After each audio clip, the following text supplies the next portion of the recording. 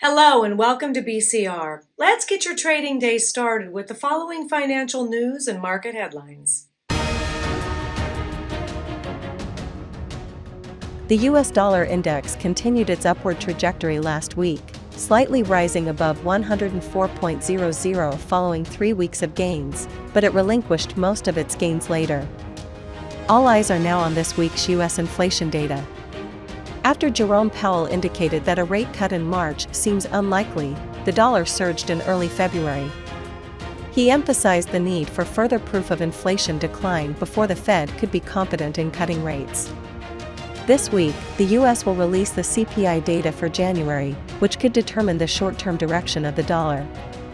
The Fed is expected to be among the first G10 central banks to cut rates, challenging the dollar's interest rate differential advantage.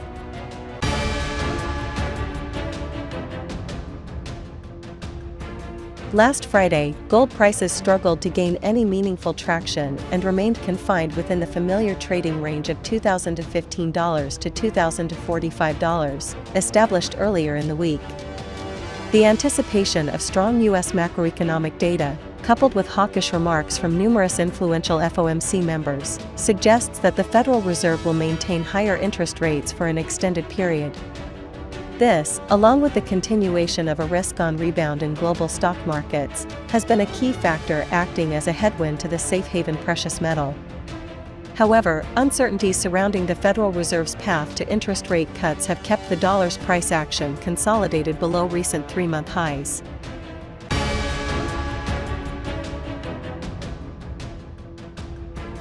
Due to Israel's refusal to accept a ceasefire proposal, the conflict between Israel and Hamas escalated, resulting in a 0.25% rise in US WTI crude oil prices at the end of last week. Additionally, a decrease in refined product output last week contributed to a 5.71% increase in WTI, closing the week at $76.47 per barrel.